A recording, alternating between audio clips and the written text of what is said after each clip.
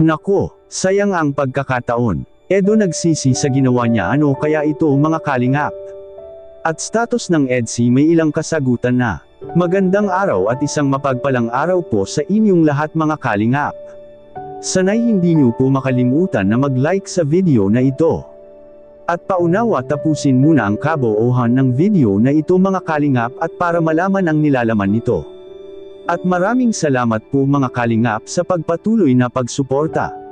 At paki-subscribe po mga kalingap kay Kuya Val Santos Matubang at kay Ate Edna Vlogs at Rob Matubang, maraming salamat po.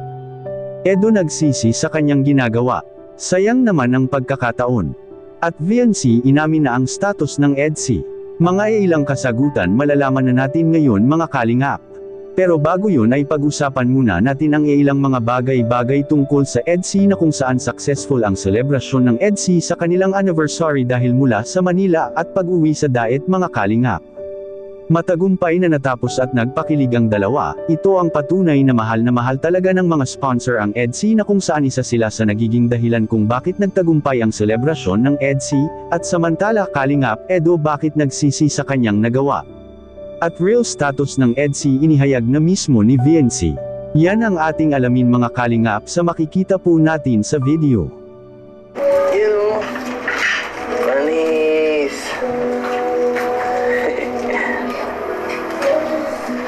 Ipot. Yan, konektado dapat, wala dapat pagitan. Ano yun? Gamit ka ng instrument. Ano? Alam mo, tapos, hindi ako marunong magawa ng magandang cake eh. Ano pa ba? Mawapya ako. Happy girl. Sige, lagyan na.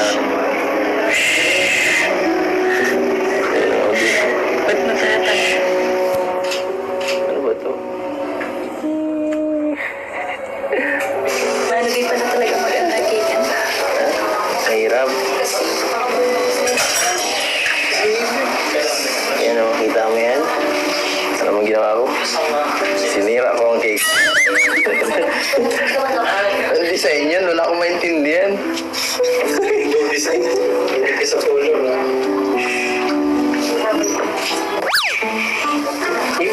Wala na. Hindi ko na alam kung ang gagawin ko eh.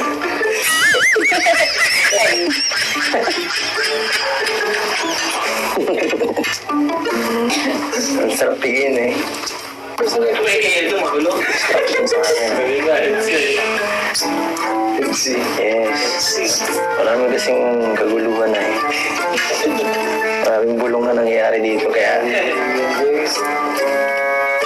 yan ang design ko at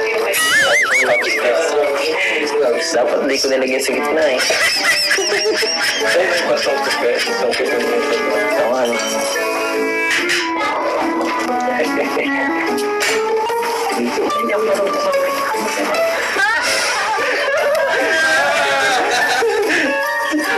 talagyan mo sana ay viewing. Para sa kanya. Siyempre. Kanino pa ba?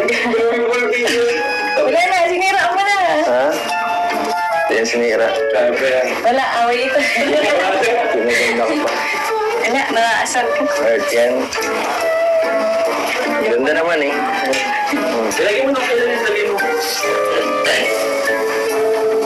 Ito pula, magandang pula. Sayang at nakakapanghinayang talaga mga kalingap dahil mag-I love you na sana si VNC kay Edo. Anong masasabi niyo po tungkol dito? Please comment and God bless you all.